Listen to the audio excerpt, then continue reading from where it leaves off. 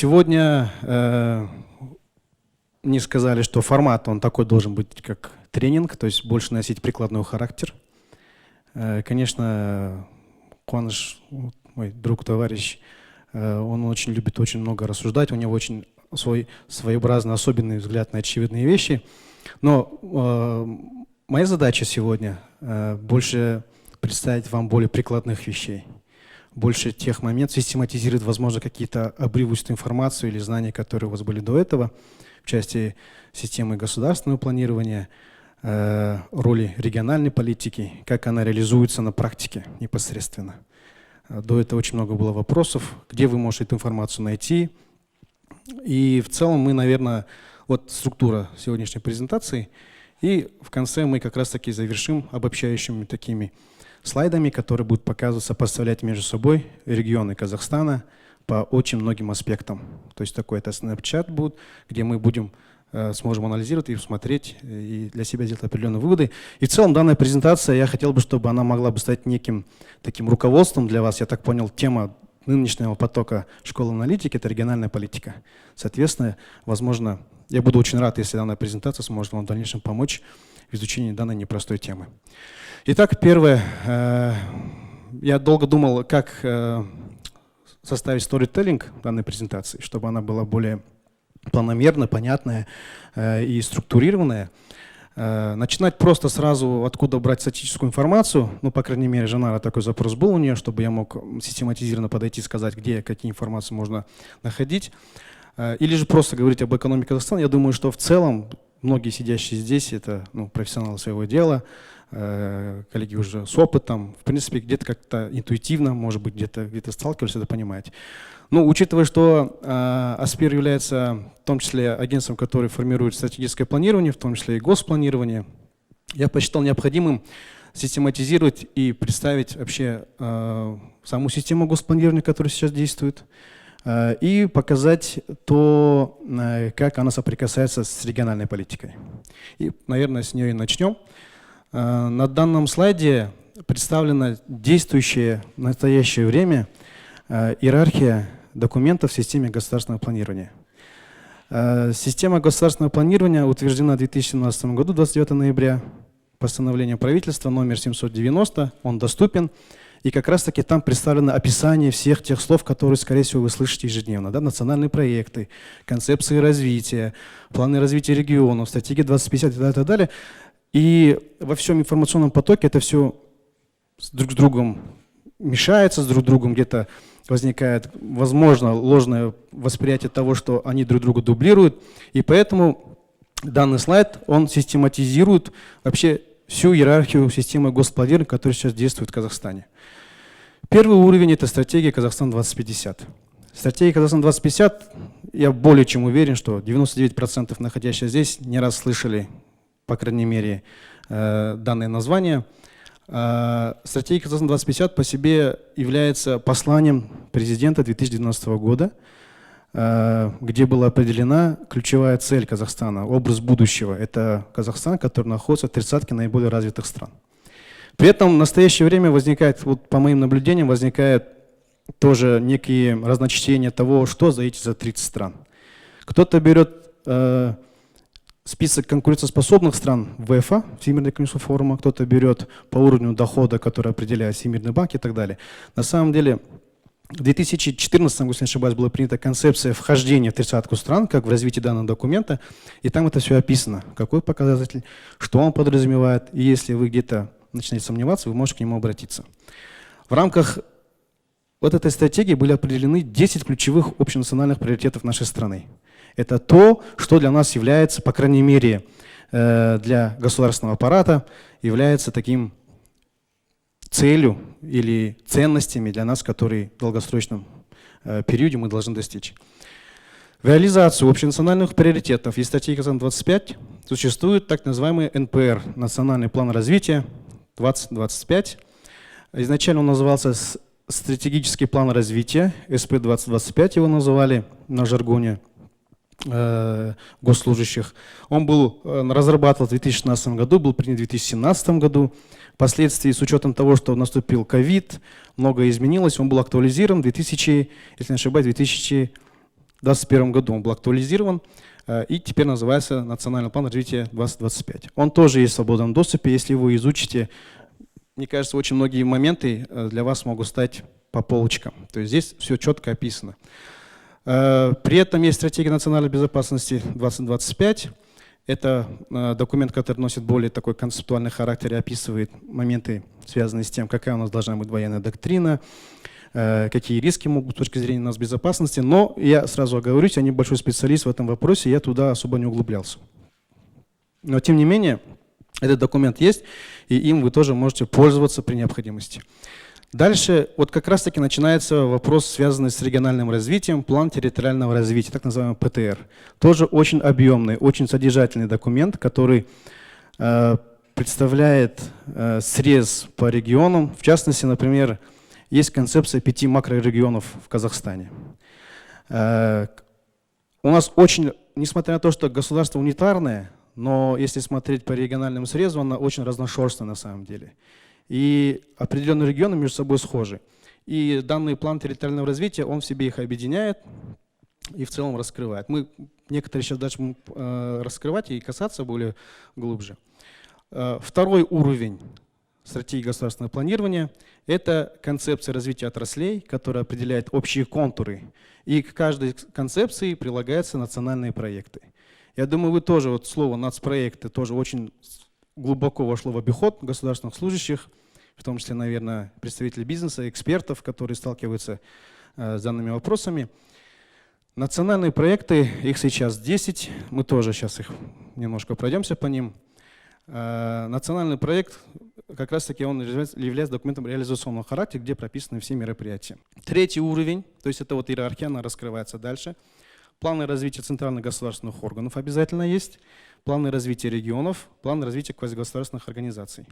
Ну и есть документы, которые не входят в систему иерархии системы государственного планирования. Они больше носят такой операционный характер для каждого ведомства. Теперь давайте попробуем посмотреть, где здесь соприкасается именно региональная политика в рамках данных озвученных документов. Национальный план развития. Я, в принципе, уже сказал, что он себе представляет. Вот они, ключевые 10 общенациональных приоритетов, которые сейчас у нас являются актуальными. И очень важно, что к данному национальному проекту развития прилагается так называемая карта стратегических показателей, где есть 41 показатель, и каждый показатель, он декомпозирован как по отраслям, так и сферам, и самое главное, по регионам. То есть у каждого региона, если он, конечно, обращает на это внимание, руководство региона, есть свои определенные целевые показатели, к чему они должны стремиться, на что должны обращать внимание. При этом в плане территориального развития полностью дан анализ того, почему та или иная проблема является актуальной для каждого региона и почему нужно на нее обращать внимание. К сожалению, распространенность данного документа, хотя он является непосредственной частью системы госпланирования, она не такая актуальная, возможно. Я не знаю, по каким причинам, но, по крайней мере, когда к нам заходят документы, а практически все перечисленные документы системы СГП не согласуются со СПИРом, мы обязательно приводим доводы о том, что необходимо привести соответствие. То есть изобретать велосипед не нужно, эти моменты все описаны здесь, нужно просто брать и какие-то моменты можно актуализировать, но общая философия, общая канва, она здесь выстроена. Очень вот рекомендую вам более глубже этот документ изучить, потому что здесь есть вот подобного рода видение, перспективное расселение населения в Казахстане, развитие там транспорта, инфраструктуры и прочих вещей. Это только часть этого документа. Он очень объемный, его очень долго разрабатывали. Когда я до этого работал в Центре прикладных исследований, мы тоже прикладывали свою руку к разработке данного документа. Дальше есть концепции. Есть концепции, в настоящее время их, если не ошибаюсь, порядка 38 в Казахстане этих концепций. Кого-то эта цифра может пугать, изначально меня тоже напугала, но когда мы начали больше понимать, углубляться, мы вообще в целом концепция в рамках СГП, она может быть даже в рамках департамента, да, концепция развития нефтегазового сектора или недропользования, или концепция развития, ну не знаю, там, медицины в селе и так далее, так далее. То есть вот непосредственно те концепции, они тоже есть в свободном доступе все. В рамках этих концепций тоже предполагается региональный срез. К примеру, возьмем концепцию развития жилищно-коммунальной инфраструктуры до 2026 года. И по каждому региону представлено, какое будет водоотведение, какие проблемы там канализации и там доступ электроэнергии и прочие вещи. То есть вот тоже вам дополнительный ресурс, дополнительный источник информации, который вы можете использовать в своих проектах, работе. Развитие регионов в документах СГП, в частности, вот нацпроекта хочу коснуться отдельно, потому что нацпроект является документом реализационного характера, под него выделяется определенное финансирование. Их 10, но я вот принято в 2021 году указал именно те национальные проекты. Опять же, напомню, что они идут в реализацию концепций, которые были.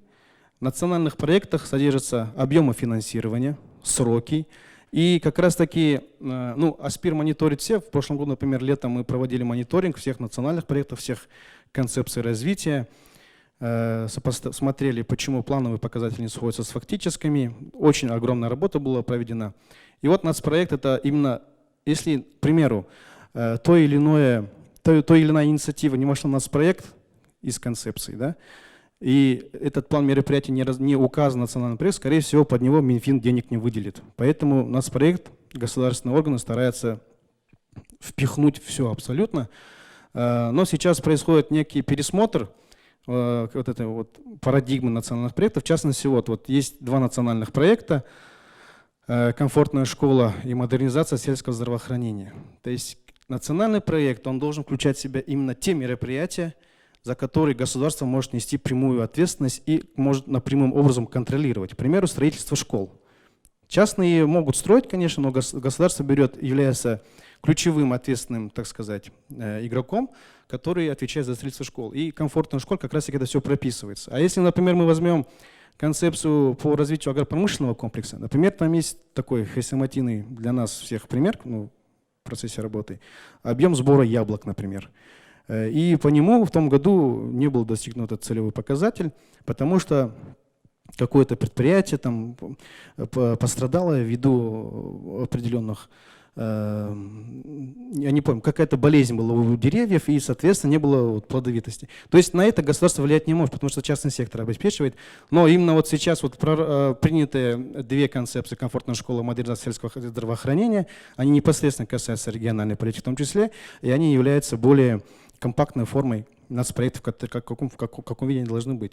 И в разработке сейчас два нацпроекта: доступный интернет, чистая питьевая вода в каждом населенном пункте. Комплексные планы. Вот как раз таки теперь мы уже уходим на следующую иерархию СГП. Здесь есть комплексные планы у каждого региона, области, города республиканского значения есть комплексные планы, где также есть вот стратегическое видение, планирование того, как будет развиваться тот или иной регион, тот или иная область. Или, например, вот Новый Алматы презентовался в конце прошлого года. Полностью показывается философия того, как должна развиваться территория. Ну и в разработке есть отдельный комплексный план по развитию 10 моногородов. По развитию Абайской области еще сейчас на подходе. И есть комплексный план социально-экономического развития населенных пунктов, прилегающих к городу Астане. Но еще сейчас, здесь мы не указали, есть комплексный план развития сельских территорий отдельный. Потому что есть действующая программа. Точнее, если вы помните, программа была «Ауыл ел бесігі». Есть программа с дипломом в село. Они сейчас были раскиданы по национальным проектам, сильные регионы.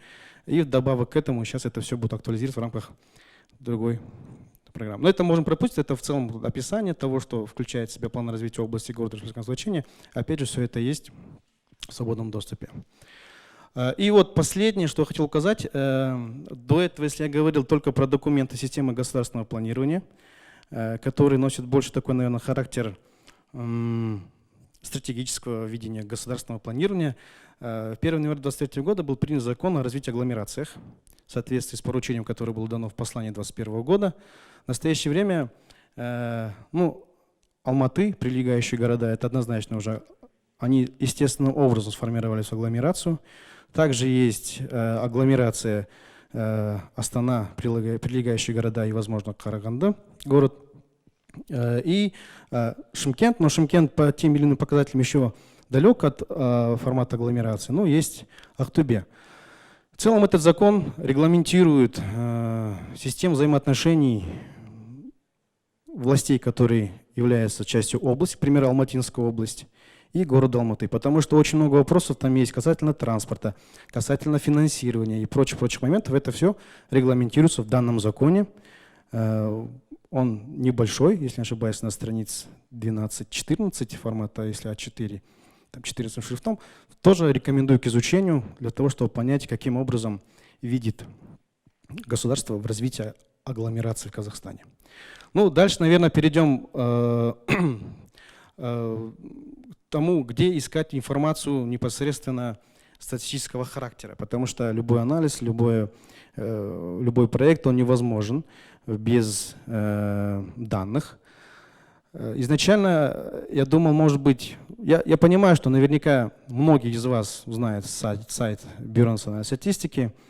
Я подумал, что с учетом того, что в этом году мы запустили новый сайт, наверняка будет правильным начать исповедовать вот его, чтобы, да, вот как-то было понимание, потому что очень много сейчас, ну, это всегда непривычно, когда новый формат сайтов. Ну, во-первых, в целом была улучшена навигация по сайту, она очень довольно-таки понятная, есть четкий график публикаций. Если вы помните, предыдущий сайт, он до сих пор существует, конечно.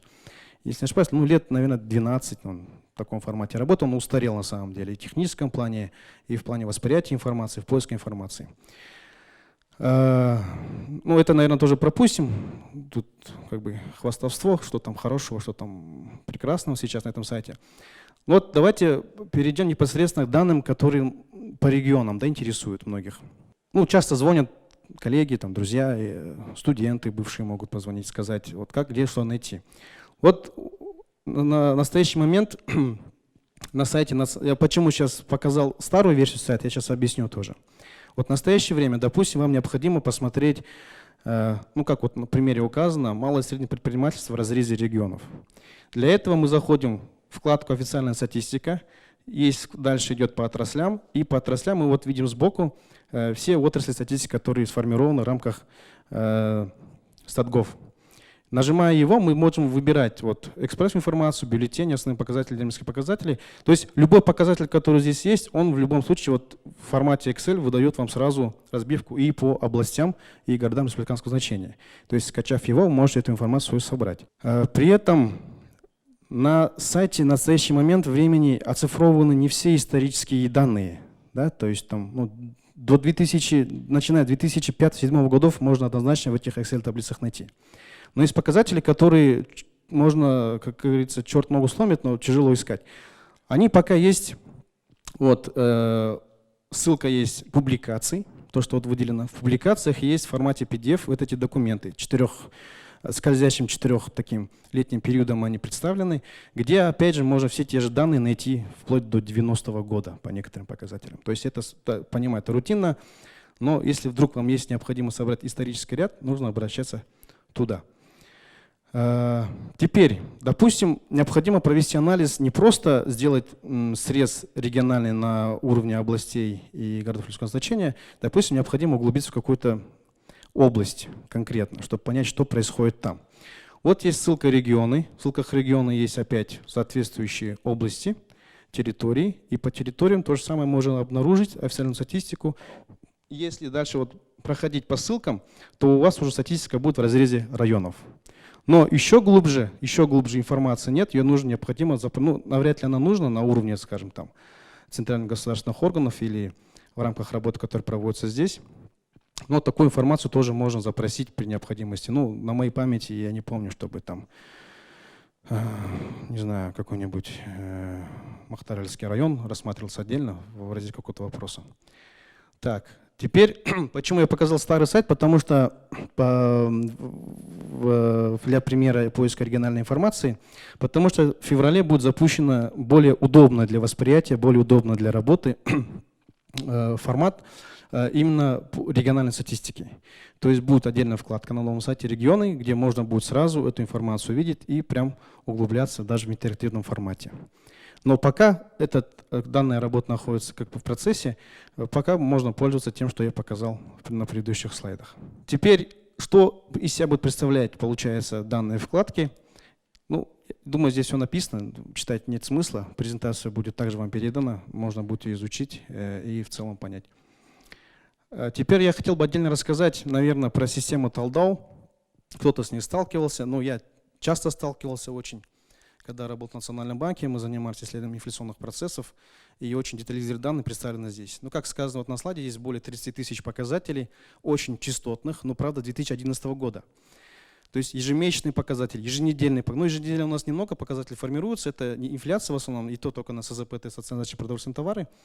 Здесь также можно, он довольно такой понятный, в принципе, интерактивный. Даже есть API, можно скачивать, там, можно настроить и в R, и в Python, и в Vue можно настроить прямую закачку определенных файлов, если необходимо вам, допустим, вы моделируете, что-то прогнозируете ежемесячно, и вам необходимо обновлять данные, вы можете это подключить.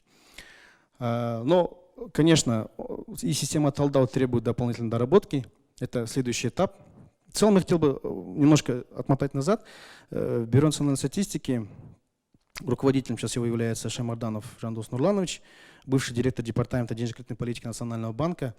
Там очень идет бурный процесс реформирования самого бюро. И процессуально, и визуально, и в содержательной части. И в целом это все как бы под этой эгидой сейчас это происходит. И система Taldout также будет дальше развиваться. Но я думаю, хотя бы надо разобраться с тем, что сейчас мы имеем. Я имею в виду с точки зрения пользования. Также на сайте есть определенные дашборды сейчас. Система дашборда будет дополняться, которые может более, если вам необходимо, скажем, экспресс-анализ провести, что-то очень быстро посмотреть, эти дашборды будут вам в помощь. Так, в принципе, по вот этим двум темам все. Дальше давайте перейдем, посмотрим уже более прикладные вещи, содержание этих цифр. Да, что сейчас. Я оговорюсь, то, что в дальнейшем вся статистика, которая представлена будет на слайдах, она ограничена 2021 годом, потому что в 2022 году у нас произошло разделение 3 областей. Не все данные сейчас еще по нему сформированы, и для того, чтобы была сопоставимость, мы ограничили 2021 годом, но это в целом как бы для иллюстрации. Но я не думаю, что очень сильно ситуация меняется, но тем не менее.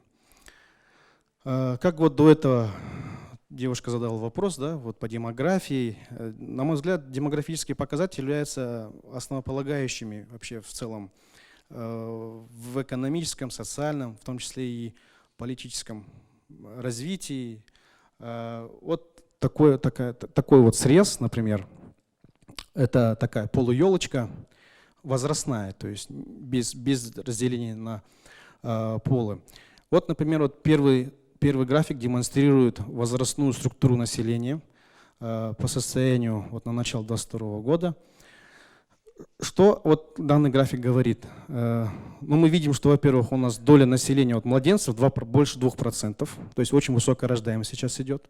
Если дальше двигаемся по шкале возраста, мы видим, что вот до 20 до 27 лет вот этот провал, это демографическая яма, которая сформировалась в конце 90-х годов в условиях кризиса и прочих вещей, то есть рождаемость резко упала. При этом мы видим, что вот возраст от 35 где-то вон там до 40, это пик, это вот как раз-таки конец 80-х, начало 90-х годов. И вот по этому графику даже можно примерно предполагать, что, анализировать о том, что в последующем, в ближайшие лет 10, нас будет ждать некий бум на рынке труда, потому что у нас в год рождается порядка 500 тысяч детей. Другой вопрос, как они распределены, это вот по другим графикам объясню. В целом я веду к тому, что какие можно выводы делать из этих рисунков. Если мы говорим о региональном срезе, вот, например, возьмем север и восток, мы видим, что она очень сильно отличается от возрастной структуры юга. К примеру, север и восток мы видим то, что демографическая яма там сильнее, при этом рождаемость ниже, чем в южных регионах. То есть вот эту картинку, если разбивать, особенность идет того, что на юге в основном идет вот это давление, с точки зрения демографическое давление, так называемое, с точки зрения того, что очень большая рождаемость идет именно там. Но при этом распределение от 20 до 40 лет, оно примерно равное на юге. И вот эти вот графики, они могут определить, к примеру, я вам дальше, кажется, этих цифр нету по пенсионному обеспечению. Например, самая большая доля людей пенсионного возраста наблюдается в Северо-Казахстанской области. Соответственно, в Северо-Казахстанской области наблюдается очень большое давление на социальный бюджет, то есть расходы бюджета на обеспечение, пенсионное обеспечение. Но при этом, если посмотреть на южных регионах, то доля лиц, которые выше 60 3 лет, она гораздо ниже, чем на севере и востоке. То есть вот эти графики, они предопределяют то, какие будут расходы местного бюджета, республиканского бюджета, что определять в дальнейшем. То есть поэтому очень важно обращать внимание на демографию в первую очередь. Ну, здесь это более в расширенном виде показано, доля населения возраста до 15 лет и младше. Опять же, мы видим, что вот Туркестанская область, она лидирует. Я думаю, это тоже ни для кого не секрет. Но опять же, как до этого говорил, какие-то вещи интуитивно понятны, довольно доступны. Если смотреть долю населения в возрасте старше 60 лет, вот Северо-Казахстанская область, в основном такие вот северно-аграрные и восточные и центральные регионы с развитой промышленностью. Данный график изображает то, каким образом формируется, получается, вообще движение населения. Если посмотреть вот город Астана, то основной прирост приходится вот в 2021 году, непосредственно приходилось за счет миграционного роста. При этом, если посмотреть Туркестанскую область, то мы наблюдаем миграционный отток. При этом, получается, там естественный прирост гораздо выше. И, соответственно, этот отток миграционный, который из Туркестанской области, он, скорее всего, распределяется между Алматой, скорее всего, и Астаной. Да? Если посмотреть Алмату, тоже вот мы видим, вот Алматы, крупные города, они в большей степени принимают вот эти вот зеленые столбики, которые практически по всем регионам отрицательны были в 2021 году. Наверное, по каждой области останавливаться тоже не будем, но в целом общая картина, она вот подобного рода. На этом слайде мы можем видеть, каким образом менялся уровень урбанизации. Тоже до этого касались. Мы сейчас не будем вдаваться в детали, за счет чего урбанизация может быть. Да? Она может быть. Я помню случай, когда, по крайней мере, был момент, когда в Жамбылской области резко произошло сокращение населения. Мы занимались, опять же, в Центре исследований прикладных наук, занимались демографическим прогнозом. При этом это был, я не помню, какой-то период, и оказывается, что многие люди, которые в Жамбылской области были прописаны, но жили в Астане, их очень быстро приписали городу Астана, чтобы численность, не помню, какая-то дата была очень важная. То есть такие могут быть сдвиги. Но суть не в этом, мы пока анализируем просто цифры. По цифрам мы видим то, что, к примеру, вот в Акмолинской области за 10 лет практически на 10% пунктов произошел рост урбанизации за счет того, вот то, что город Хоши был, точнее, статус города получил, поселок, и стал городом, и стал теперь уже учитываться в составе городского населения. Если посмотреть, например, рурализацию, то, к примеру, это такой процесс, вот по Мангистауской области, например, да, мы видим то, что доля городского населения, она была в 2010 году выше, чем сейчас. В основном по остальным регионам или так же, или в целом происходит рост урбанизации. Теперь посмотрим на структуру экономики каждого региона, чем отличается. Опять же, эти истории для нас интуитивно понятны. Мы примерно понимаем, что Атырау — это нефтяной регион. Мы понимаем, что металлургия в рамках образовательной промышленности обеспечивается Карагандинской областью, Павлодарской областью, Башкортостанской областью, но тем не менее. Вот на данной картине мы видим, к примеру, то, что, опять же, западные регионы преобладает промышленность, а если внутри разбирать, это, конечно же, горнодобыча. Если брать города Астана и Алматы, понятно, здесь промышленности не так много, тем более нет сельского хозяйства. Я думаю, здесь больше следующий график будет интересен, наверное. Это индекс Херфиндаля-Хершнера. В основном применяется для того, чтобы оценить степень концентрации на рынках, товарных рынках, рынках услуг, чтобы определить степень конкуренции. На абсолютное значение обращать внимание не стоит, надо сопоставлять их друг с другом. Чем выше показатель, тем более концентрированнее в данном случае регион. То есть если выше показатель, означает, что диверсификация минимальная в этом регионе. Если же показатель снижается, значит регион диверсифицирован в определенной степени.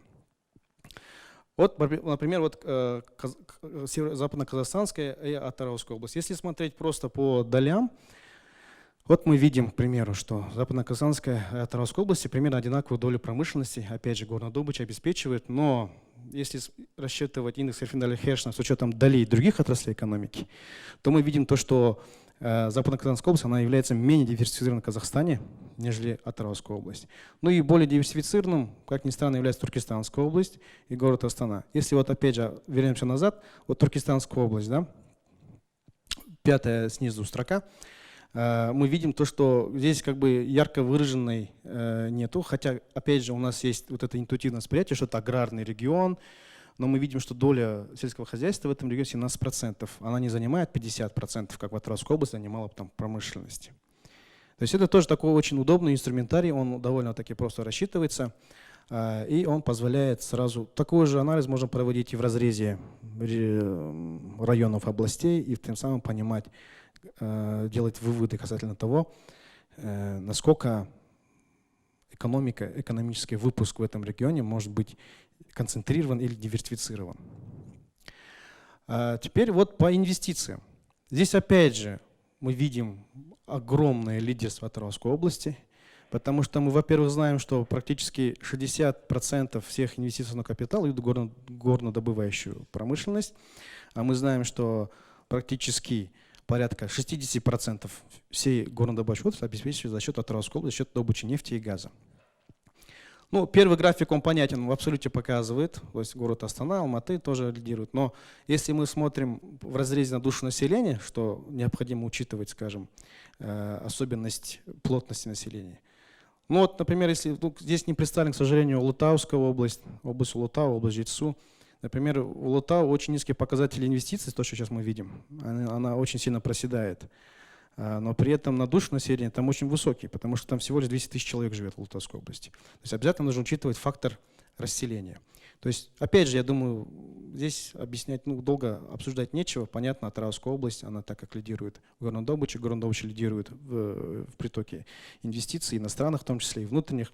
И, соответственно, Атырауская область, она будет лидировать по инвестициям. При этом я хотел бы, вот, объединив вот этот слайд предыдущим, сказать, что у нас в Казахстане довольно-таки, по моим вот наблюдениям, определенно вырисовывается следующая картина. Когда мы рассуждаем по определенной отрасли, по определенном виду деятельности в рамках ОКЭТ, к примеру, о торговле, например, оптовая, розничная торговля, плюс, если считать ОКЭТ, туда еще входит ремонт автомобилей и мотоциклов. Самое интересное, что когда мы рассуждаем на уровне центрального аппарата, вообще в целом, да, правительства, например, об оптовой торговле, на самом деле мы говорим лишь о 3 регионах как таковых. Это Шымкент, Астана и Алматы, потому что в большей степени они определены там. Если мы говорим, скажем, о сельском хозяйстве, то же самое. То есть, когда мы, исходя из этого, когда мы вырабатываем определенную политику, то, что я говорил в самом начале, концепции, планы развития, прочие вещи, они должны эти моменты учитывать. Что если мы говорим о том, что вот нам субсидии в сельском хозяйстве нужно сокращать, нужно размышлять не агрегированными показателями, а более детализированными, с учетом того, что это отражает только определенные какие-то регионы, а не весь в макроэкономическом плане весь Казахстан. Так, здесь вот тоже собрана довольно-таки детализированная информация об источниках инвестиций. Это тоже очень важный момент. Важно не только сколько всего инвестиций у нас есть, там ИОК, как мы называем его, но важно, за счет чего он формируется. Понятное дело то, что большая доля – это собственные средства. Но еще нужно понимать, что собственные средства могут входить потоки, которые получаются в рамках господдержки от квазигосударственного сектора. Это тоже нужно методологически разделять. Но тем не менее, потом методология, которая сейчас будет введена, мы видим, что в Казахстане 69% формируется за счет собственных средств, 18% бюджетные, 13% заемные. Мы чуть-чуть схлопнули, там еще есть внешние источники и прочие вещи.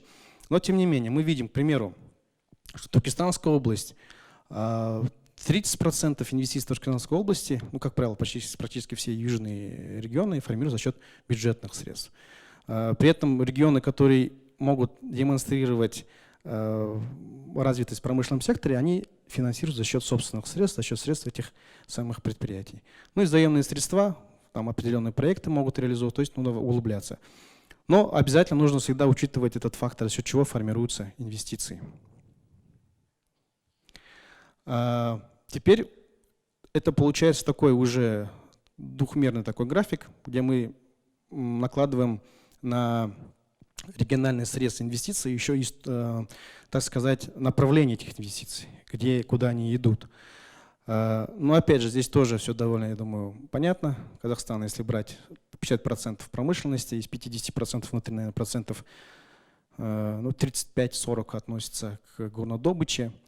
Из особенностей, например, мы можем увидеть то, что вот город Астана, операция с недвижимостью 53%, Здесь, наверное, нужно тоже пояснить, потому что это мало где описывается в методологическом плане.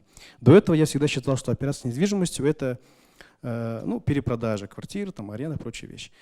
На самом деле, в рамках инвестиций, в рамках ОКЭДа это так и есть. Это услуги, которые оказываются в рамках перепродажи, купли-продажи домов, жилой недвижимости в целом.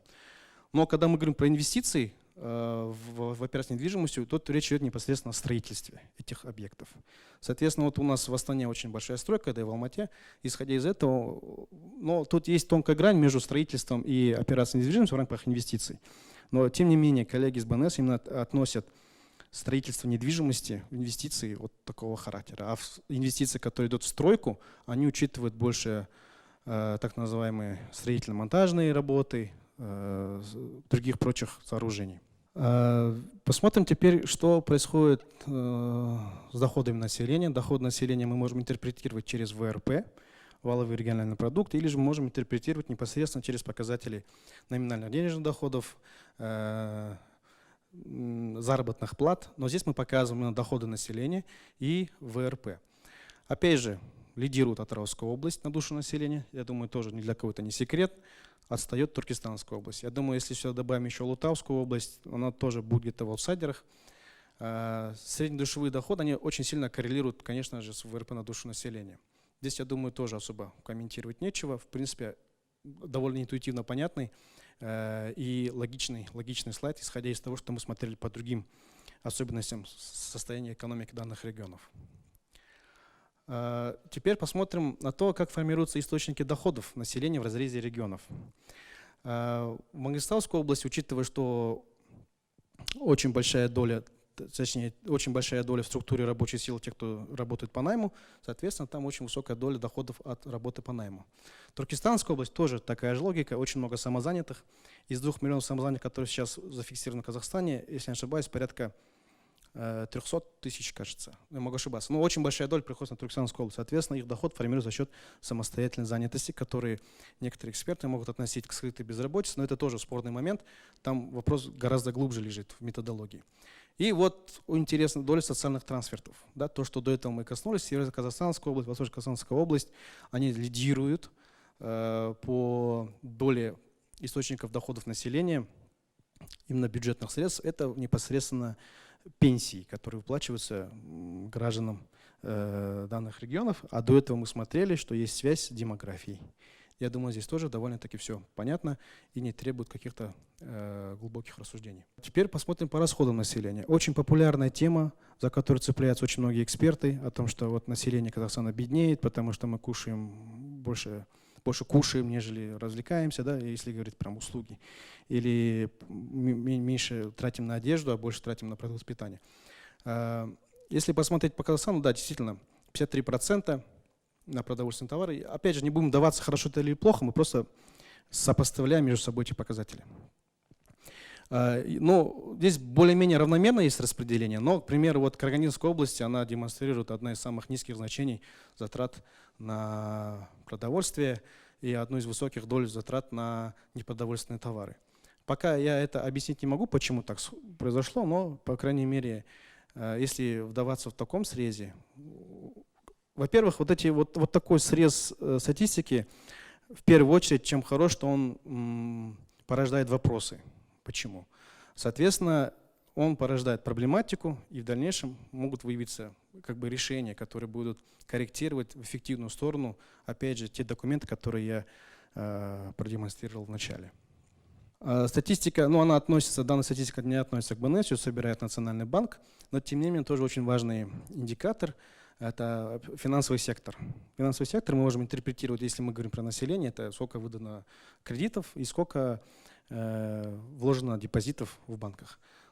Понятно, опять же, Алматы лидирует, потому что данное лидерство Алматы может быть связано не потому, что алматинцы берут больше всех кредитов, а просто регистрация данных кредитных соглашений или депозитов может учитываться именно в Алмате.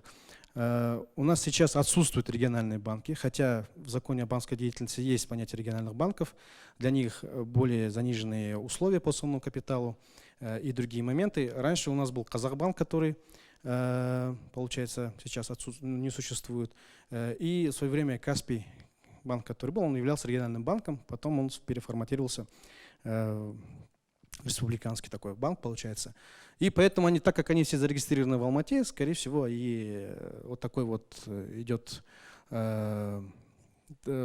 такой байс в сторону Алматы. Ну, опять же, эта информация тоже может быть полезной с точки зрения того, если мы смотрим, ну, пример, вот кредиты экономики, да, в Туркестанскую область, выданные, сейчас кажется, тут на душу населения, да, вот на душу населения, например, посмотрим, те же показатели.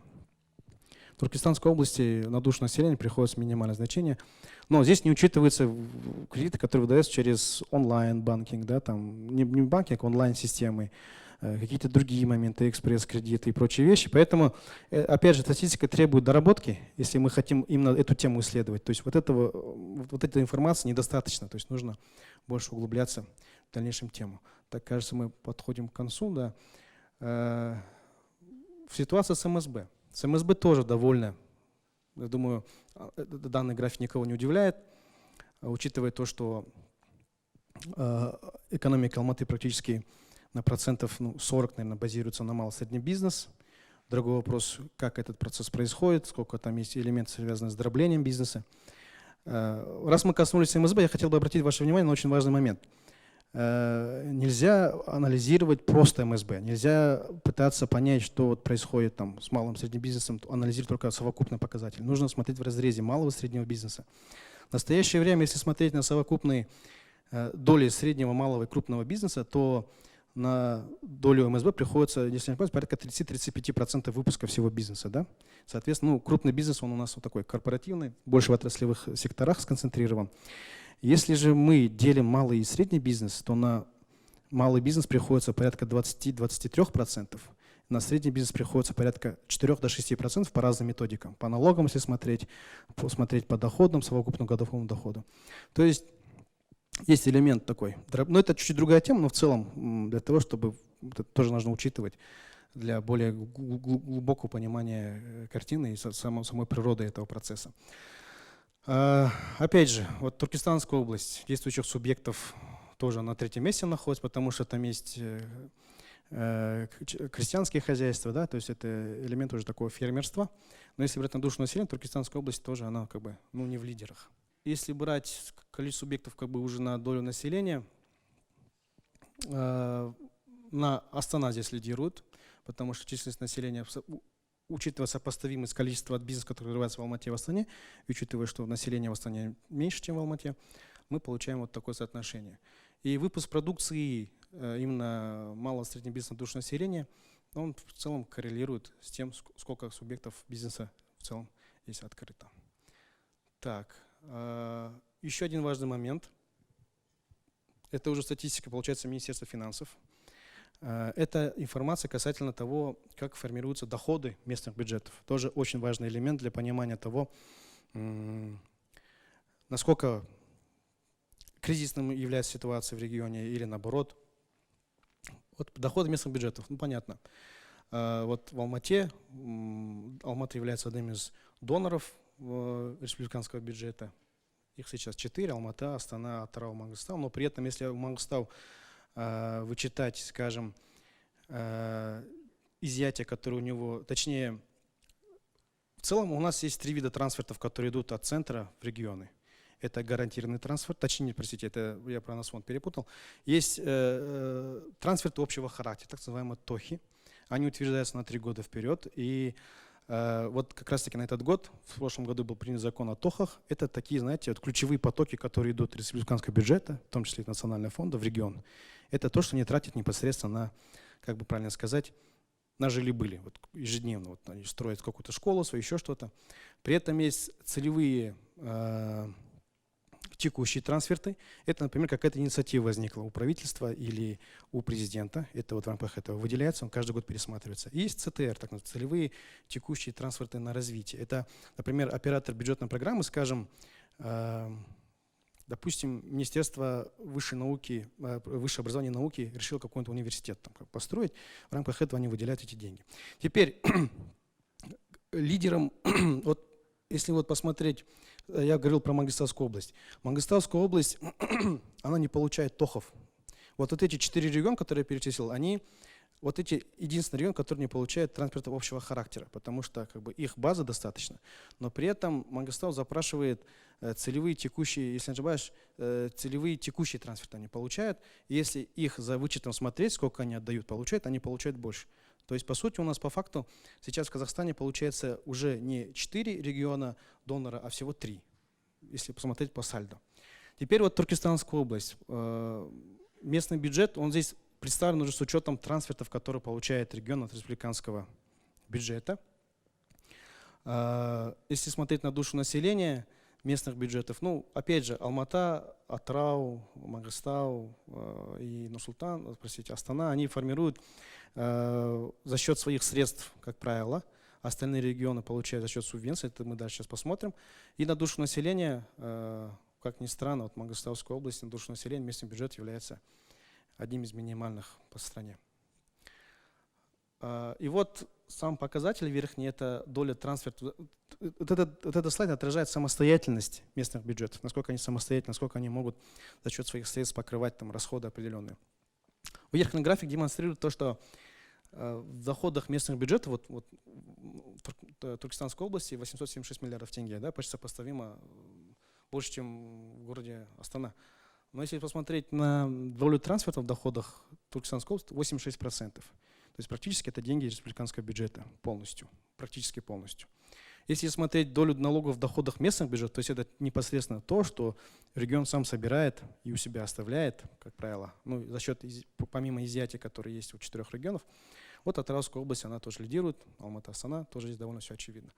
Ну, опять же, вот Туркестанская область, Кызылординская, Верхостанская, Жамбылская, как правило, аграрные регионы, они за счет бюджета существуют, республиканского.